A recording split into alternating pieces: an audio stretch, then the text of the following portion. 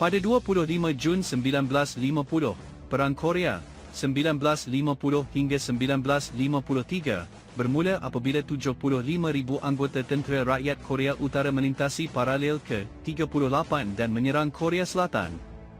Ia akan menjadi tindakan ketenteraan pertama Perang Dingin. Pada tahun 1945, kuasa besar membuat garisan membelah semenanjung Korea untuk memisahkan Republik Demokratik Rakyat Korea yang disokong Soviet, iaitu Korea Utara hari ini, daripada Republik Korea yang disokong Amerika Syarikat di selatan. Pada asasnya konflik sivil, Perang Korea menjadi perang proksi antara kuasa besar yang bertelagah mengenai komunisme dan demokrasi. Antara 2 juta dan 4 juta orang mati, 70% daripadanya orang awam.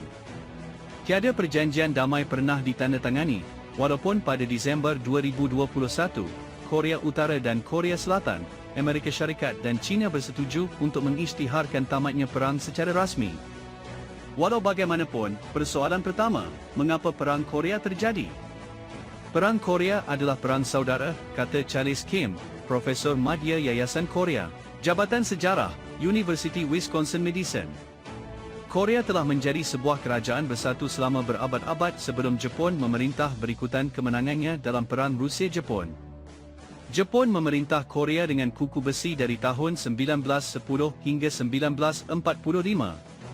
Untuk melemahkan tanah jajahan mereka, mereka menggunakan taktik asimilasi seperti melarang bahasa Korea dan tidak menekankan sejarah Korea yang tidak memihak kepada budaya Jepun. Apabila Jepun menyerah kalah kepada pihak berikat berikutan pengguguran bom atom di Hiroshima dan Nagasaki semasa Perang Dunia Kedua, kawalan semenanjung Korea berpindah dari Jepun kepada Amerika Syarikat dan Kesatuan Soviet. Kuasa besar memilih untuk membahagikan Korea antara mereka pada paralel ke-38, yang secara kasar membelah semenanjung. Ia tidak sepadan dengan sempadan politik, budaya atau rupa bumi. Soviet menubuhkan kerajaan komunis di utara, dan Amerika Syarikat membantu menubuhkan kerajaan tentera di selatan. Pada masa itu, politik Korea tidak stabil. Parti Komunis dan Demokrat semuanya berebut kuasa. Terdapat banyak perbalahan antara pasukan pendudukan Soviet dan Amerika Syarikat, dan dengan polarisasi kepimpinan Korea, ia adalah keadaan yang tidak menentu. Masing-masing melihat satu sama lain sebagai tidak sah. Kedua-duanya mahu menyerang satu sama lain untuk menyatukan Korea. Pergaduhan sempadan yang bertaburan dari 1948-50 mengekalkan ketegangan yang memuncak. Pada tahun 1948, Amerika Syarikat menyeru Pertubuhan Bangsa-Bangsa Bersatu untuk menaja undi untuk rakyat Korea untuk menentukan kerajaan masa depan mereka.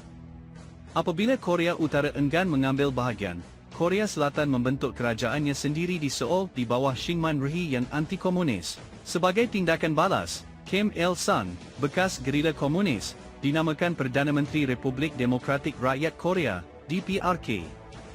Kim Il-sung pergi ke Moskow pada tahun 1949 dan sekali lagi pada tahun 1950 untuk mendapatkan sokongan Soviet untuk menyerang Korea Selatan. Dia dapat membuat Joseph Stalin komited untuk memberikan sokongan untuk pencerobohan Korea Selatan. Dia juga mendapat komitmen secara lisan daripada China. Apabila Korea Utara menyerang Korea Selatan pada 25 Jun 1950, Korea Utara mengharap Amerika Syarikat untuk tidak kembali. Pasukan Korea Utara kuat, mereka mendapat bantuan veteran berpengalaman dalam Perang Saudara Cina, yang baru sahaja berakhir pada Ogos 1949. Korea Utara membuat pencerobohan pantas ke arah selatan. Dunia memerhati untuk melihat apa yang akan berlaku seterusnya.